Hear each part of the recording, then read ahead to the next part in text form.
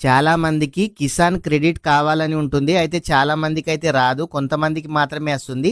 ఈ Kisan credit card ఎక్కడ తీసుకోవాలి అనంటే మీ దగ్గరలోని సీఎస్‌సి సెంటర్‌లో అప్లికేషన్ అయితే చేయండి. లేదంటే అప్లికేషన్ ఫామ్ తీసుకొని బ్యాంక్‌కైతే వెళ్ళండి. కేంద్ర ప్రభుత్వం అయితే ఇస్తున్నామని చెప్తున్నారు. కానీ బ్యాంకు వాళ్ళు ఇవ్వడం అయితే లేదు. కొన్ని బ్యాంకుల వాళ్ళు కూడా ఇస్తున్నారు.